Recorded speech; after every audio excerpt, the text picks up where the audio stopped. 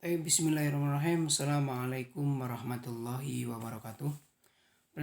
Perkenalkan, nama saya Ilham Jaya Kusuma dari kelas SP dengan nomor NIM 1220043. Di sini kita masuk dalam materi toharoh dalam fikih ibadah. Apa sih toharoh itu? Nah, kita akan masuk kepada PowerPoint. Yang pertama, toharoh dengan tema kita yaitu toharoh. Pengertian toharoh. Apa itu pengertian toharoh? Apa sih itu toharoh gitu ya? Dalam toharoh menurut bahasa artinya bersih. Sedangkan menurut istilah syara, toharoh artinya bersih dari hadas dan najis. Selain itu, toharoh dapat juga diartikan mengerjakan pekerjaan yang membolehkan sholat berupa wudhu, mandi, tayamum, dan menghilangkan najis. Baik, selanjutnya cara melakukan toharoh.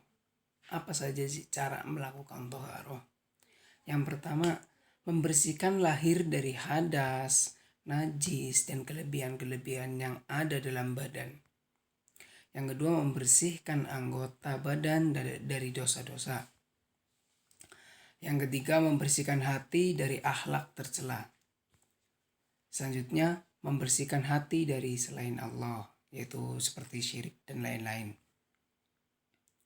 Selanjutnya, secara umum, para ahli fikih membagi toharoh atau bersuci menjadi dua, yaitu bersuci dari hadas dan najis. Selanjutnya, bersuci dari hadas, ini pengertiannya. Bersuci dari hadas yaitu bersuci yang berkenaan dengan kondisi di mana seorang dalam keadaan tidak suci dan keadaan badan tidak suci, mengalami sesuatu baik dari hadas kecil, buang air kecil, buang air besar, menyentuh kubul dan dubur. Cara bersucinya dengan wudhu atau tayamum. Adapun hadas besar itu seperti yang dialami untuk perempuan, yaitu haid, nifas, berhubungan suami istri, meninggal dunia, dan berhubung dan lain-lain. Cara bersucinya yaitu dengan cara mandi wajib atau junub. Selanjutnya,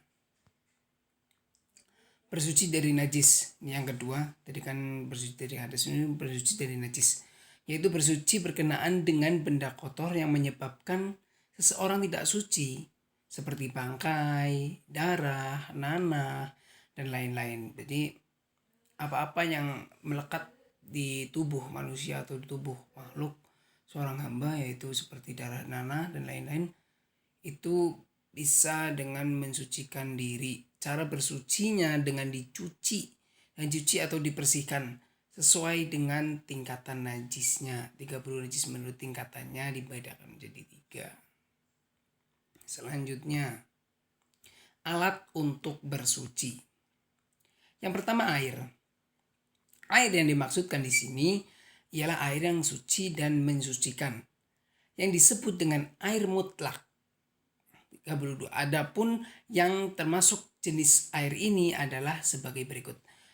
Yang pertama, air hujan. Air hujan itu bisa untuk bersuci. Air es. Walaupun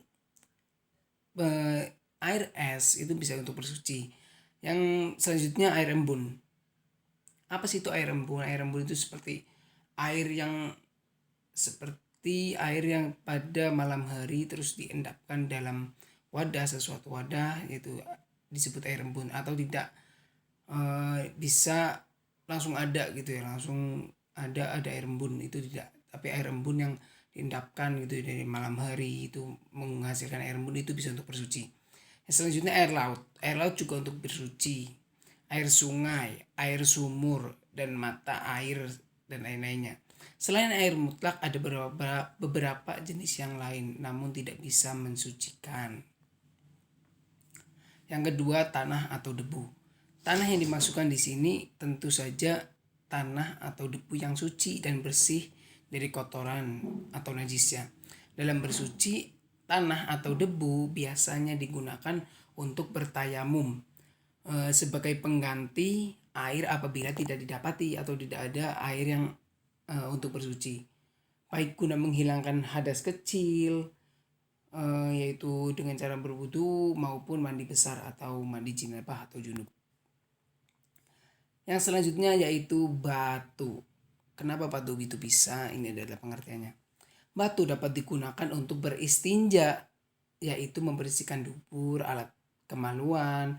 Setelah kita buang air, batu bisa digunakan sebagai alat bersuci dengan syarat 3 buah batu atau 1 batu minimal bersegi keras dan tentunya saja yaitu suci karena untuk mensucikan. Hikmah dari toharoh, apa sih hikmah dari toharoh? Yang pertama, orang yang hidup bersih akan terhindar dari segala macam penyakit karena kebanyakan sumber penyakit berasal dari kuman dan kotoran.